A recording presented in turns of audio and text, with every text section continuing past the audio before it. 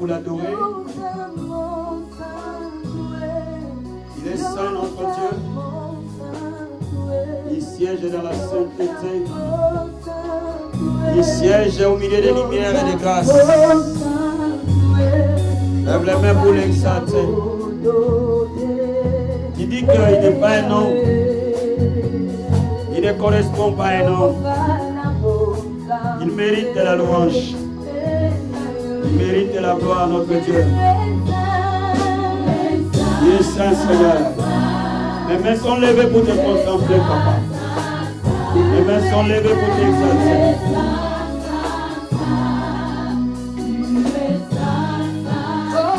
Alléluia. Personne n'est comme toi. Personne n'est comme toi. Gloire à toi, Jésus. Lève les mains, commence à l'adorer, bien-aimé. Lève les mains, commence à l'exalter. Chante avec moi qu'il est saint. Chante avec moi qu'il est Seigneur.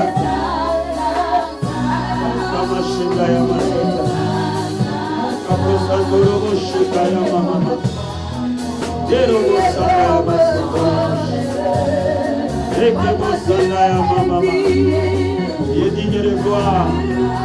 Il est digne d'honneur.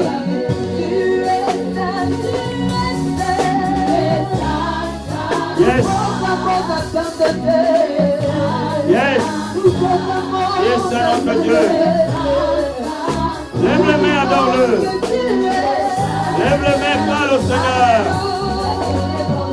Nous t'adorons, Yeshua. Alléluia.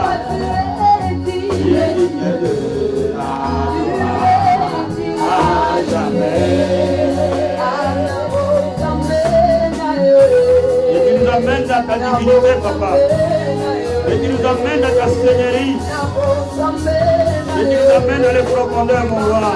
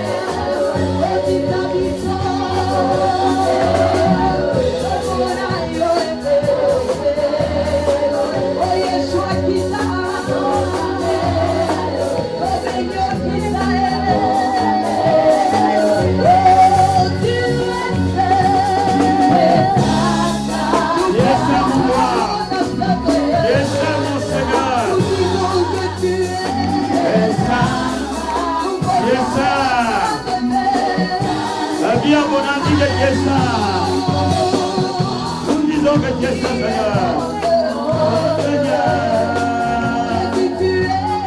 Il est digne de la gloire.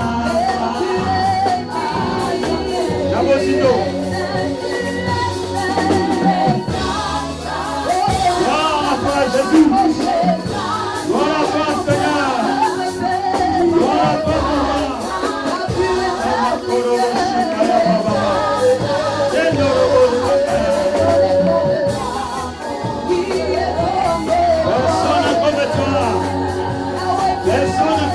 Jésus. Ouvrez les écrits des cieux. Ouvrez les écrits des cieux ce matin. Il nous amène à la profondeur. Il nous amène à les eaux profondes ce matin. Il nous amène à la révélation. D'accord. Adorez-le, adorez-le.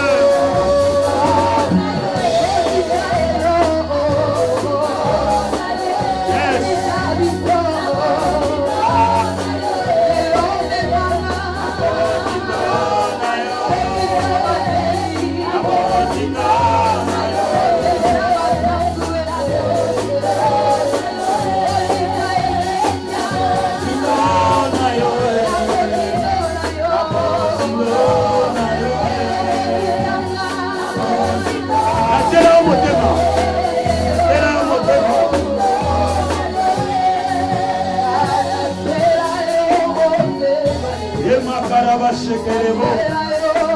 y a des gens qui comptent sur leur chant. Il y a des gens qui comptent sur leur intelligence. Il y a des gens qui comptent sur leur nom, le nom de leur famille, leur beauté. Mais nous comptons sur l'Éternel.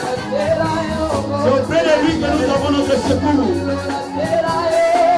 Viens abandonner notre cœur à Dieu. Viens abandonner notre âme au Seigneur. Yes. Yeah. Yeah. Glory to Lord. Erobo shekaya baba. Yendorobo shekaya baseberebo. Akama sobrandebo sekerebo. Yekaya makorobo shekerebo sote.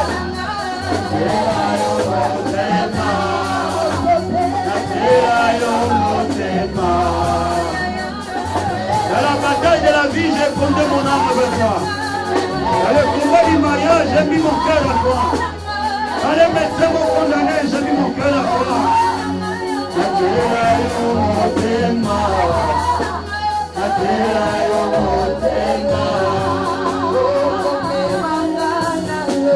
Il nous amène à l'épreuve profonde ce matin. Alléluia. Je veux que les gens prient à l'âme maintenant. Laissez-les les maîtres adorer. L'église qui sait adorer son Dieu arrive dans les profondeurs. My God. Ome mama na lola. Ome mama na lola. Ome mama na lola. Ome mama na lola.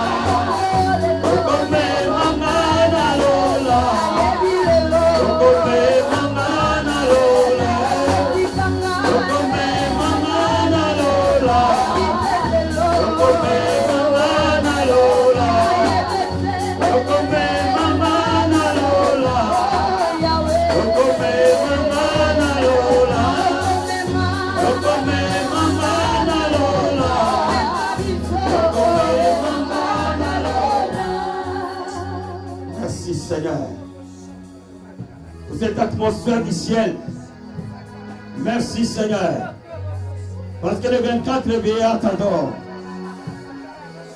Les 4 êtres vivants s'inclinent devant l'agneau immolé et ils disent que tu es digne. L'église des saints disent que tu es digne. La vie abondante dit que tu es digne, le fils de David. Nos cœurs s'inclinent devant toi, Jésus, pour célébrer l'agneau immolé. Parce que tu es digne d'ouvrir les seaux. Tu es digne d'ouvrir nos vies. Tu es digne d'ouvrir nos destinées. Tu es digne d'ouvrir l'église. Tu es digne d'ouvrir les maisons. Tu es digne d'ouvrir les vies. Je t'adore, mon Dieu, mon roi. À toi la louange et la gloire. À toi la magnificence à jamais. Sois béni, mon Dieu, mon roi. Au nom de Jésus-Christ. Amen. Est-ce qu'on peut acclamer le Seigneur? Oh, soyez bénis les chants. Merveilleux. Alléluia. Je vais vous asseoir, s'il vous plaît. Comme il fait très chaud, je demande qu'on ouvre suffisamment de fenêtres, s'il vous plaît. On ne va pas gêner les voisins. Mon grand, je n'ai pas de voix du tout. Si tu veux m'aider, s'il te plaît. Merci. Merci beaucoup. Vendredi, nous avons eu un culte très puissant, très glorieux. Samedi, au culte de maman, c'était très très puissant. Amen. Maman, n'oublie pas de venir au culte de maman. Amen. Nous avons rendez-vous dans 2 semaines. N'oublie pas cela. Jeune fille, viens parce que demain tu seras maman. Je pense que même les adolescentes sont appelées à venir. Parce que demain, ça sera peut-être trop tard. Mieux vaut apprendre ces choses de maintenant. Alléluia. Merci mon fils. Aujourd'hui, je vais enseigner. Je vais parler de l'onction. On peut ouvrir suffisamment d'autres fenêtres ou pas encore?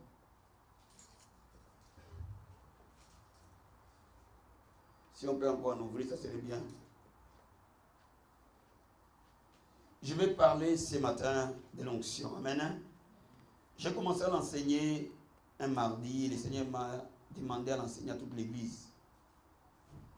Parce que beaucoup d'enfants de Dieu vivent sous l'oppression du diable parce qu'ils ne connaissent pas réellement ce qu'est l'onction.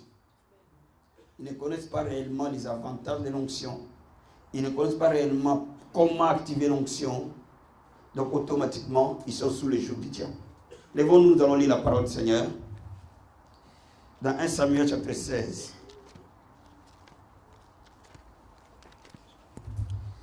« 1 Samuel chapitre 16. »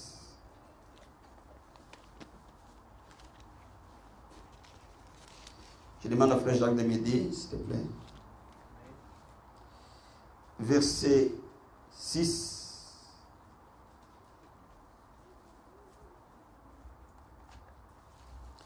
à 13.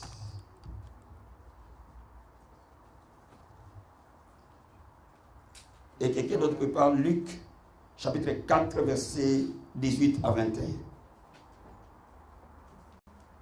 Luc 4, 18 à 21 et 1 Samuel 16, 6 à 13.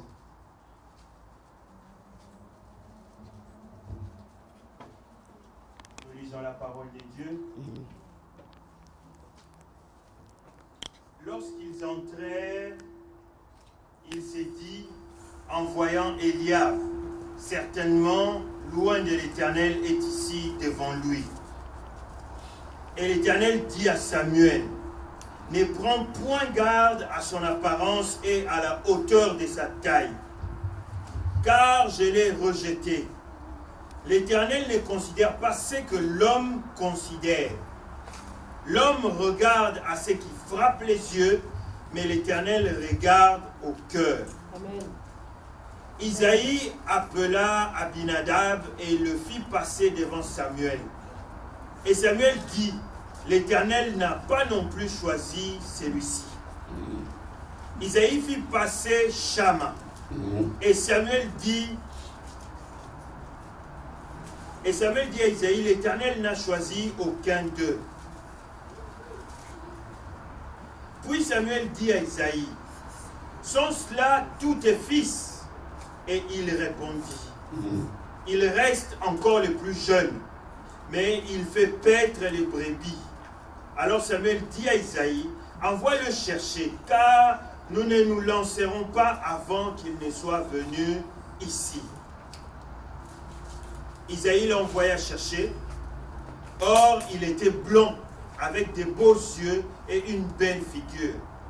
L'Éternel dit à Samuel, lève-toi, oins-le, car c'est lui. Samuel prit la corne d'huile et l'oignit au milieu de ses frères. L'Esprit de l'Éternel saisit David. À partir de ce jour et dans la suite, Samuel s'éleva et s'en alla à Rama. Amen. Est-ce qu'on va acclamer la parole du Seigneur? Amen. Lisons Luc chapitre 4, versets 18 à 21. L'Esprit du Seigneur est sur moi. Amen. Parce qu'il m'a oint pour annoncer une bonne nouvelle aux pauvres. Il m'a envoyé pour guérir ceux qui ont les cœurs brisés. Amen. Pour proclamer aux captifs la délivrance et aux aveugles le recouvrement de la vue. Pour renvoyer libres les opprimés. Pour publier une année de grâce du Seigneur. Ensuite, il roula le livre, le remit au serviteur et s'assit. Tous ceux qui se trouvaient dans la synagogue avaient le regard fixé sur lui. Alors il commença à leur dire, aujourd'hui, cette parole de l'Écriture que vous venez d'entendre est accomplie. Amen. Est-ce qu'on peut acclamer la parole du Seigneur? Veuillez vous asseoir s'il vous plaît. Amen. L'onction de Dieu, ce n'est pas de l'huile. L'onction de Dieu, ce n'est pas l'huile d'olive qu'on déverse sur quelqu'un. Quand bien même l'onction est symbolisée par l'huile. L'onction de Dieu, c'est le Saint-Esprit lui-même. Et c'est pour cela qu'on appelle l'onction du Saint-Esprit. L'onction de Dieu, c'est la divinité de Dieu dans la vie d'un être humain. L'onction de Dieu, c'est aussi la consécration ou la séparation que Dieu fait dans la vie d'un homme ou d'une femme en envie d'accomplir quelque chose. Il nous sépare et ainsi il nous consacre par l'huile. Donc l'onction est une consécration, est une séparation que Dieu fait dans la vie d'une personne ou dans la vie d'un homme ou d'une femme en fait d'accomplir une mission. Quand vous regardez dans la Bible, tout ce que Dieu a utilisé, qu'il soit être humain, qu'il soit ustensile, était consacré. Les tabernacles étaient consacrés. Tout ce qui était dans les tabernacles était consacré. Cela veut dire était oint d'huile, afin que ça soit au service de l'Éternel. Donc vous allez voir que dans l'Ancien Testament, Dieu a consacré des sacrificateurs, a consacré Aaron, a consacré tous les enfants d'Aaron par l'onction d'huile, afin qu'ils servent dans les tabernacles. Dieu a consacré les prophètes, afin qu'ils soient la bouche de l'Éternel au milieu du peuple. Dieu a consacré des rois par l'onction d'huile, afin qu'ils règnent sur le peuple. Dieu a consacré par onction d'huile tous les tabernacles, et tout ce qui était au tabernacle devait être oint d'huile pour que Dieu l'utilise.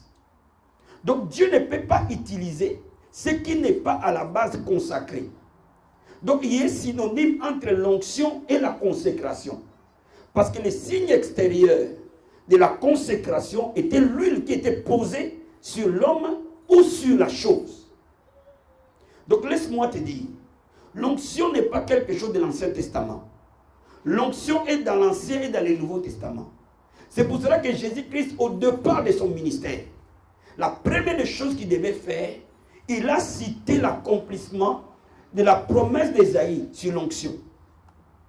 Ésaïe a prophétisé l'arrivée de Christ. Christ veut dire oint. Christ veut dire consacré. Christ veut dire celui qui a été mis à part pour Dieu. Or, la Bible nous dit que dans la Nouvelle Alliance, Dieu nous a fait de nous des rois et des sacrificateurs. Donc, si tu regardes bien, pour être roi dans la Bible, il fallait que l'huile coule sur toi. Pour être sacrificateur dans la Bible, il fallait que l'huile coule sur toi. Donc, dans la Nouvelle Alliance, ça n'a jamais changé. Pour que Dieu se serve de toi comme sacrificateur, il faut que l'huile coule sur toi. Pour que Dieu se serve de toi comme roi pour régner, il faut que l'huile coule sur toi. Et c'est pour ça que Jésus-Christ ne pouvait pas commencer son ministère sans avoir dit que ce que les prophètes ont dit sur moi, aujourd'hui là, s'accomplit. Bien aimé, je vais dire à quelqu'un, la Bible dit, l'Esprit de l'Éternel est sur moi. L'Éternel m'a oint pour. L'onction est donnée pour. Dieu ne oint pas sans pour. L'onction est donnée pour un but, pour accomplir.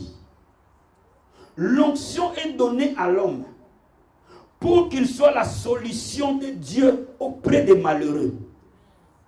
C'est pour ça que la Bible dit, l'Esprit de l'Éternel est sur moi, l'Éternel m'a oint pour annoncer la bonne nouvelle aux malheureux, pour guérir ceux qui ont le cœur brisé, pour libérer les captifs et rendre libres les opprimés, pour annoncer une année de grâce. Toutes ces qualifications de Dieu, les malades, les opprimés, les captifs sont des malheureux. L'onction de Dieu vient sur toi pour que tu sois la solution de Dieu auprès des malheureux, parce que Dieu aime des malheureux.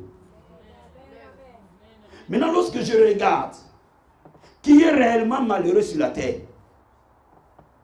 90% de la population du monde, elle est malheureuse.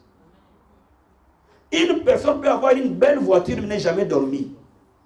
Une personne peut avoir une belle maison et ne jamais avoir le sommeil dans cette belle maison. Une personne peut avoir un très beau lit et avoir des tranquillisants pour dormir dans ces beaux lits qui coûtent cher. Il n'y a jamais de paix sans Jésus. Bien aimé, laisse-moi te dire, l'Église, elle est ointe, parce que l'Église est l'instrument de Dieu, et le vase d'or de Dieu, afin d'amener dans ce monde meurtri l'amour et la bonté du Seigneur. Je vais dire à quelqu'un ce matin, toute Toutes les fois que le peuple a pleuré, Dieu a suscité un homme qu'il a mis à part.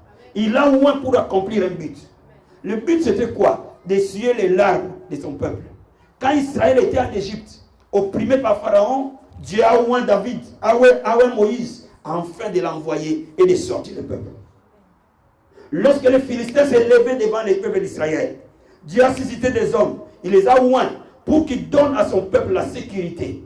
Il a oint Saoul, afin qu'il règne sur Israël, pour enlever l'oppression des Philistins. Saoul a échoué dans sa mission, il a suscité David. Il a oint de son huile, afin que son peuple soit en sécurité. Je vais dire à quelqu'un, l'onction de Dieu essuie nos larmes. C'est la réponse de Dieu dans un monde meurtri. Donne-moi amen. Donne-moi amen. Et le Seigneur Jésus, comprenant l'importance de l'onction, il dit, vous recevrez une puissance. Le Saint-Esprit viendra sur vous, vous allez devenir mes témoins. Il parlait de l'accomplissement dans l'église de l'onction, qui se reprendrait plus simplement sur les sacrificateurs, plus simplement sur les rois, plus simplement sur les prophètes, sur quelques personnes. Mais l'Esprit de Dieu se répandra sur toute l'église. Et c'est pour cela que Joël, prophétiquement, a dit vers la fin des temps, je répandrai de mon esprit sur toute chair. Cela veut dire quoi? Maintenant, c'est le temps de l'église. C'est le temps où le peuple de Dieu est au moins pour accomplir la mission du Seigneur. Aucune église ne peut gagner les âmes sans l'onction de Dieu. Aucun chrétien ne peut arriver à accomplir une mission réellement, quelle qu'elle soit, au nom de Dieu, sans au départ être oint par Dieu. Quelqu'un peut donner un amen ce matin? Dis à ton voisin, tu es oint de l'esprit. Dis à ton voisin, tu es oint de l'esprit. Dis-lui, tu es oint de l'esprit. Tu es la solution à ce monde. Dieu va t'utiliser. Donc laisse-moi te dire quelque chose. L'onction est une capacité surnaturelle. Pourquoi? Parce que l'onction, elle vient de Dieu lui-même. Cela veut dire que l'onction ne tient pas compte de tes capacités à toi, ni de tes compétences à toi, ni de tes aptitudes à toi. Lorsqu'elle vient sur toi, elle te donne une capacité au-dessus de la nature. Laisse-moi te dire quelque chose. L'onction était sur Samson. Samson avait la force qu'aucun homme ne pouvait vaincre Samson. Cette force venait pas de la nature de Samson. Cette force venait de l'onction que Dieu a donnée à Samson. Je vais dire à quelqu'un ce matin, peu importe d'où tu viens, peu importe la faiblesse d'aujourd'hui, peu importe le nom de ta famille, peu importe ta pauvreté, peu importe que tu aies papier ou pas papier, mais si simplement Dieu te oint, tu deviens un porteur de solutions dans ce monde meurtri. Donc l'onction de Dieu est une notion que beaucoup de chrétiens ont ignorée. L'onction de Dieu, ce n'est pas tomber à l'église. L'onction de Dieu, ce n'est pas crier à l'église. L'onction de Dieu est cette capacité que Dieu donne à l'homme normal, comme toi et moi, pour accomplir l'extraordinaire qui est au-delà de l'homme. Parce que Dieu, lorsqu'il oint, c'est son doigt qui arrive. Dis-moi amen. Dis-moi amen. Laisse-moi te dire quelque chose. Quand Dieu a oint Moïse, il a fait le signe des prodiges en Égypte. Mais il y a un signe qui m'a beaucoup marqué. Lorsque Moïse arrive devant Pharaon, il jette son bâton. Et son bâton devient un serpent. Les magiciens de Pharaon jettent aussi leur bâton. Et leurs bâtons aussi deviennent des serpents. Mais la différence, les serpents de Moïse avalent tous les autres serpents. Et les magiciens de Pharaon, ils disent à Pharaon, ça, c'est le doigt de Dieu. Oh my God. Qui veut donner amen? Bien aimé, lorsque l'onction se met en scène, les débats s'arrêtent. Lorsque l'onction de Dieu se met en mouvement, tout le monde reconnaît que Dieu est au milieu de son peuple. Je vais dire à quelqu'un ce matin, lorsque l'onction de Dieu va arriver dans ta maison, cette maison ne sera plus jamais la même. Lorsque l'onction de Dieu va arriver dans ton entreprise, cette entreprise ne sera plus jamais la même. Lorsque l'onction de Dieu va arriver dans l'église, cette église ne sera plus jamais reconnue. Parce que les gens vont dire, ça, c'est le doigt de Dieu. Dis à quelqu'un, les gens diront, ça, c'est le doigt de Dieu. Oh, dis-lui.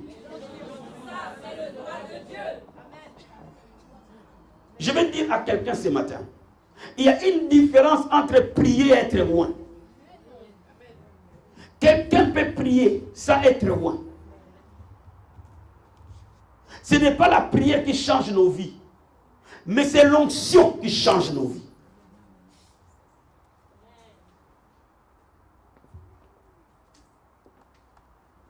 Les pharisiens priaient. Les souverains sacrificateurs priaient. Mais ils n'étaient pas capables d'ouvrir les yeux des aveugles. Ils n'étaient pas capables de faire marcher les paralytiques. Ce n'est pas la prière qui leur a manqué. L'église peut prier. Un enfant de Dieu peut prier. Toutes les religions de la terre prient. Mais je vais te dire aujourd'hui la vérité. L'onction appartient à l'église de Christ. Parce que lui seul est loin.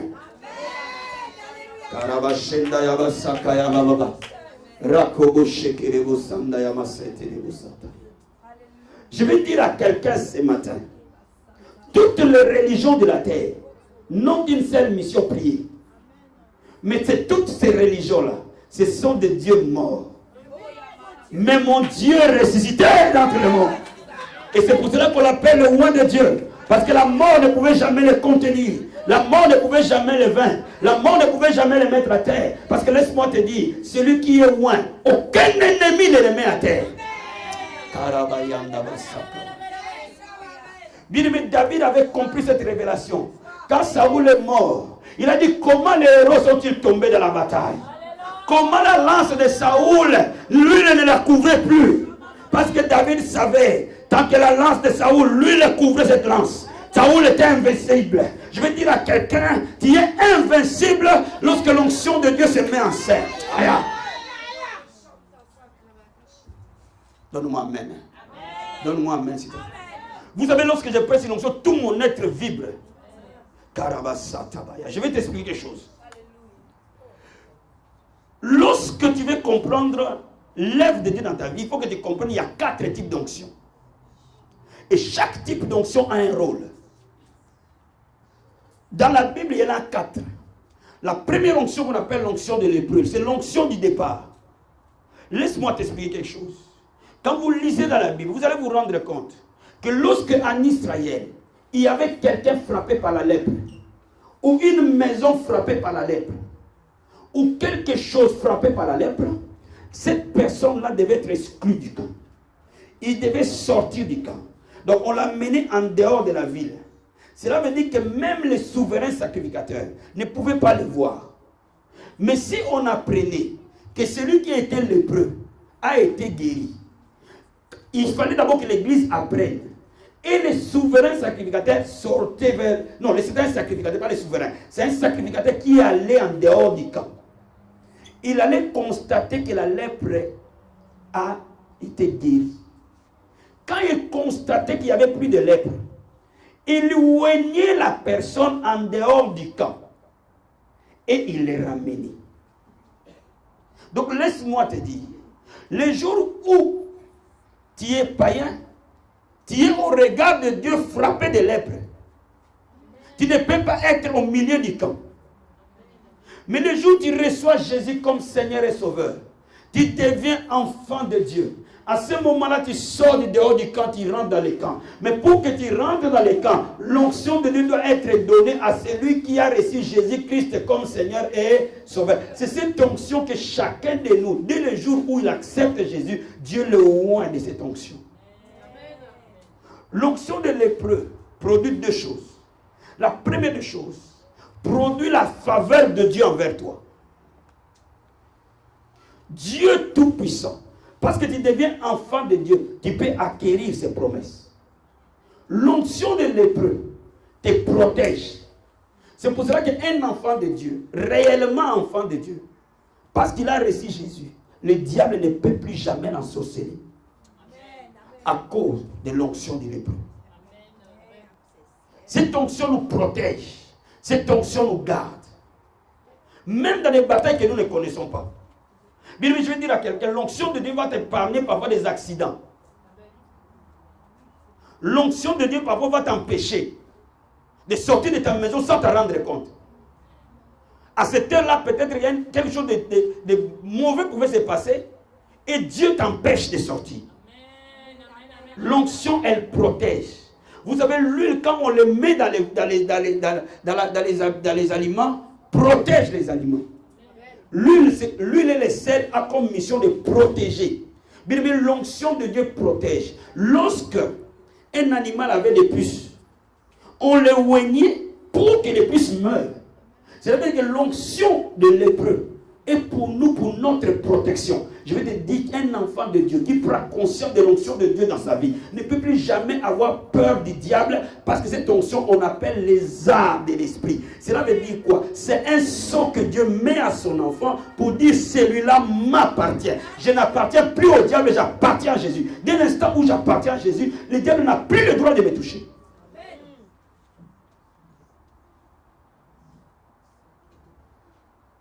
Deuxième chose, il y a ce qu'on appelle l'onction du sacerdoce.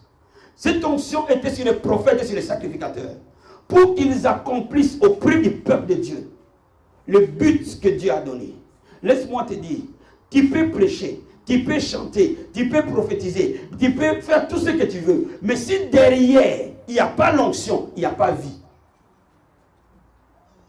C'est l'onction qui donne vie à son peuple. Mais il y a aussi une autre onction qu'on appelle l'onction royale, que Dieu nous donne pour dominer. Beaucoup de chrétiens disent que moi je suis princesse. Princesse de Jésus. Vous savez ce que ça signifie, princesse de Jésus?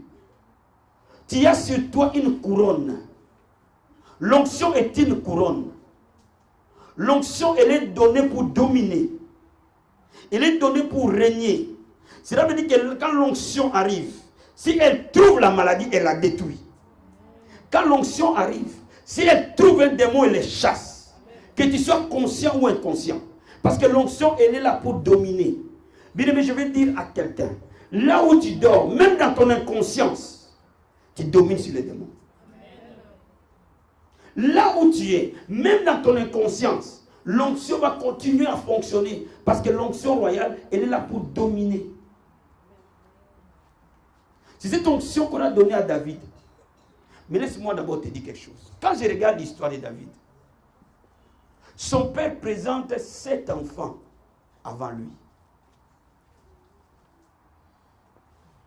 Donc son papa, en aucun moment, n'a pensé que David pouvait être roi.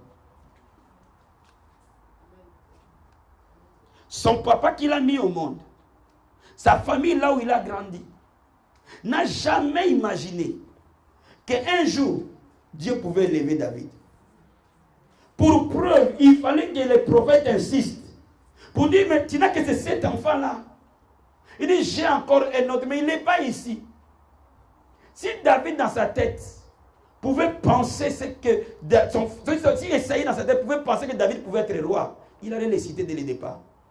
Cela veut dire quoi? Les gens peuvent penser de toi différemment de la manière que Dieu pense de toi. Cela veut dire quoi? Seul Dieu connaît ta vraie valeur. Seul Dieu connaît ta vraie qualification. Seul Dieu connaît ce que réellement tu es. Seul Dieu peut faire de toi ce que réellement il a pensé de faire de toi. Je vais dire à quelqu'un ce matin.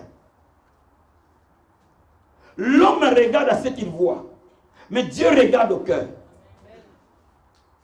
L'homme regardera tes échecs. Mais Dieu regardera ton avenir. L'homme regardera la hauteur de ta taille. L'homme regardera ce que tu fais aujourd'hui. Mais Dieu verra ton potentiel. Et je suis en train de te dire ce matin. La Bible dit, maudit celui qui se confie à l'homme. Parce que l'homme ne peut pas voir comme Dieu voit. Et c'est pour cela que l'onction de Dieu est réservée à ce que Dieu a trouvé fidèle. Donc je suis en train de te dire quelque part. Les gens peuvent ne pas croire en toi. Mais Dieu croit en toi, frère. Les gens peuvent ne pas savoir qui tu es. Mais en tout cas, sache-le bien aujourd'hui que Dieu sait exactement qui tu es. Et ce matin, comme Esaïe a été étonné de voir que son fils David, l'ignorait, était le roi en Israël, les gens seront étonnés de la gloire de Dieu dans ta vie ce matin. Mais laisse-moi te dire, l'onction de Dieu quand elle vient, elle est sur nous dans notre environnement familial. Laisse-moi te dire quelque chose, mon frère. Dieu m'a appris une chose dans mes prières. Et j'ai vu que ça marche suffisamment. Beaucoup de gens oublient ou ignorent l'impact de la famille dans leur vie. Les gens ignorent l'impact de la maison où ils dorment dans leur vie. L'état de ta maison te suit comme un parfum dans ton corps. My God, comment ça je dis? Quand j'ai prié, j'ai dit à Dieu que cette maison soit inondée de tes anges. Que l'atmosphère de cette maison soit angélique. C'est la même prière que j'ai fait quand j'ai préparé un culte de dimanche. Parce que je sais quelque chose. On ne donne que ce qu'on a. Et ce que tu as chez toi, c'est ce que tu vas donner aux autres. Donc laisse-moi te dire, lorsque ta maison est souillée, cette atmosphère te colle. C'est pour ça qu'un enfant de Dieu, ne permettez pas que les gens viennent boire l'alcool chez toi. Ne laissez pas les clés de ta maison à n'importe qui. Ne laissez... Vous savez, il y a des gens qui sont tellement stupides. Ne laissez jamais la chambre à coucher de tes enfants à n'importe quel enfant que tu ne connais pas son origine.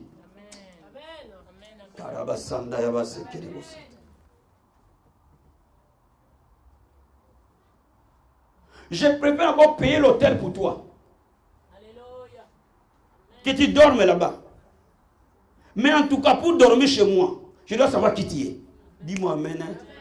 Dis-moi amen. Dis-moi amen. À cause de l'atmosphère qui doit nous accompagner tout le temps. Bien, lorsque ta maison elle est salie, ton onction te quitte.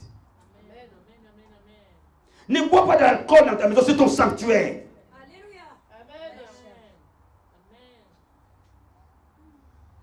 Ne permets pas que les gens viennent prendre du vin chez toi, c'est ton sanctuaire.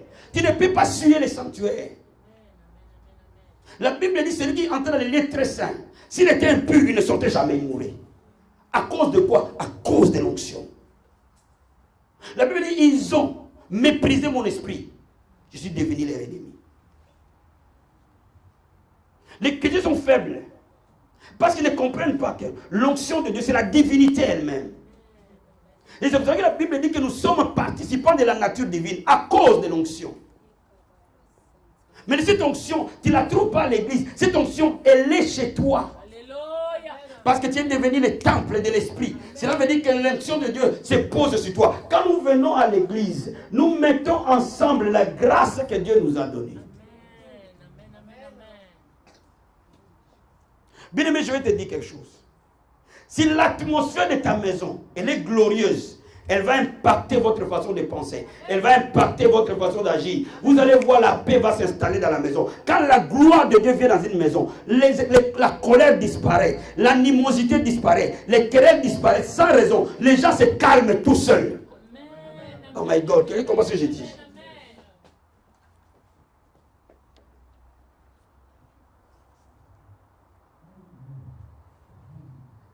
L'onction de Dieu donne la joie aux malheureux. Mais nous ne sommes pas malheureux à l'église. Nous sommes malheureux chez nous.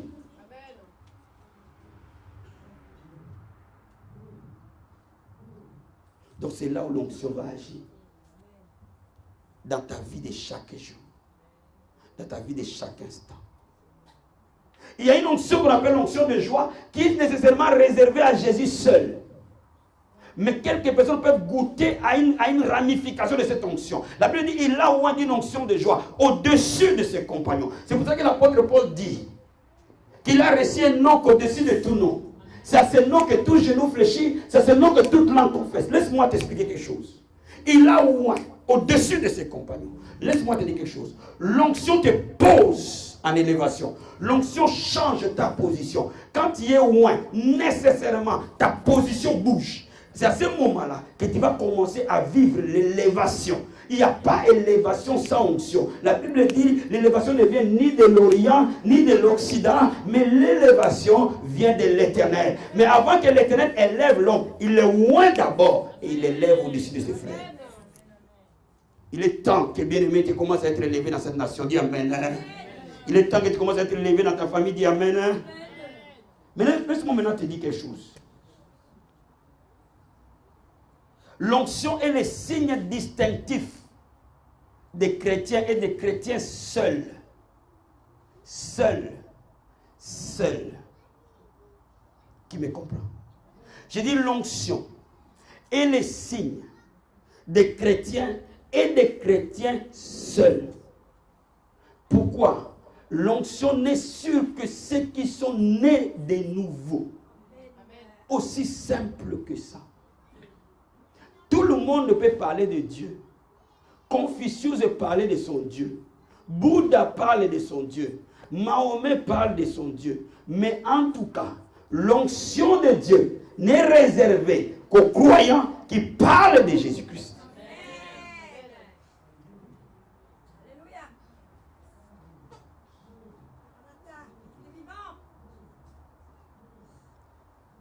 C'est un trésor caché des saints. La Bible dit nous portons ces choses, ces trésors, dans ces vases de terre. L'apôtre Paul a compris que nous portons quelque chose en nous. Il dit nous portons ces trésors. Je vais dire à quelqu'un, tu portes quelque chose au-dedans de toi. Et ces trésors-là, tu les portes dans ces corps mortels. Et c'est ça le mystère de Dieu. Dis-moi amen. Il y a ce qu'on appelle les effets de l'onction. Il n'y a jamais réellement onction sans effet. Lorsque l'onction vient sur toi, tu verras les effets de cela. L'onction c'est comme de l'électricité. Lorsqu'il remplit les tables, en tout cas la lumière va s'allumer. Il n'y a jamais onction dans ton environnement sans les effets d'entraînement. Je vais dire à quelqu'un, quand tu commences à chercher l'onction, attends-toi nécessairement à des effets. Parce qu'il y a des gens, les gens peuvent parler. Mais ils peuvent parler comme ils veulent. Mais tant qu'ils n'ont pas l'onction, il n'y aura jamais d'effet. Mais tant qu'ils ont l'onction, qu'ils parlent et qu'ils se taisent, les faits sont là. Dis-moi amen. Dis-moi amen. Regardons maintenant les effets de l'onction. On va ouvrir Psaume chapitre 89. Ça te fait du bien. Quelqu'un est béni ce matin. Psaume 89. Je vais te lire au verset 20. Je prends le verset 21. J'ai lu au nom du Seigneur. J'ai trouvé David, mon serviteur. Je l'ai oint de mon huile sainte. L'ennemi ne le surprendra pas. Le méchant ne l'opprimera point. J'écraserai devant lui ses adversaires. Je frapperai ceux qui les haïssent. Ma fidélité et ma bonté seront avec lui. Et sa force s'élèvera par mon nom. Je mettrai sa main sur la mer et sa droite sur le fleuve. Lui, il m'invoquera, tu es mon Père, mon Dieu, le rocher de mon salut. Et moi, je ferai de lui le premier-né, le plus élevé des rois de la terre. Je lui conserverai toujours ma bonté, et mon alliance lui sera fidèle. Je rendrai sa postérité éternelle, son trône comme les jours des cieux. Amen. Amen. L'onction, premier effet, donne la force. Bien-aimé, tu ne peux rien accomplir sans la force. Il faut de la force pour élever tes enfants, frère. Il faut de la force pour bâtir un foyer. Il faut de la force pour devenir chef d'entreprise. Il faut de la force pour être un pasteur. C'est pour ça que Dieu dit à Josué, fortifie-toi. Tu ne peux pas posséder les promesses de Dieu si au départ, tu n'as pas la force. Et l'onction, elle amène une force surnaturelle.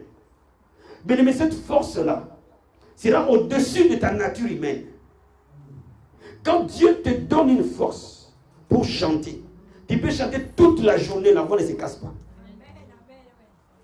Quand Dieu te donne une force pour prier, tu peux prier 3 jours de suite sans se fatiguer. Il faut de la force. Et l'onction donne de la force à l'homme. Bien, mais je vais dire à quelqu'un ce matin, pour que tu possèdes, il faut que tu sois fortifié. Parce que sur le chemin, il y aura des enfants d'Anak. Il y aura de très mauvaises nouvelles. Mais il faut que plus les mauvaises nouvelles sont nombreuses, plus l'onction sera élevée. Dieu renouvellera tes forces comme l'aigle. La Bible dit les jeunes gens se fatiguent et se lassent. Mais ceux qui se confient à l'Éternel renouvellent leur force, comme l'aigle. Ils prennent leur envol et ne se fatiguent pas. Parmi tous les oiseaux, l'aigle est symbolisé par la force. Plus la tempête elle est forte, plus l'aigle monte plus haut. Cela veut dire quoi? La force que Dieu te donnera, c'est pour faire face à l'adversité que le diable mettra sur toi, que le diable mettra sur les gens. Mais celui qui est loin, même quand la personne est mourante, toute personne voit qu'il meurt. Il aura une force dans son caractère pour croire que cette personne peut vivre. Dis-moi amen. Dis-moi amen. L'onction de Dieu te donnera la force. Papa, pour ramener les enfants rebelles. Maman, il te faut l'onction pour élever les enfants dans un environnement où nous sommes. Que personne ne te trompe. Mettre au monde, c'est bien. Mais faire d'un enfant un homme, une femme, mon ami, c'est une grande entreprise. C'est plus que créer une société.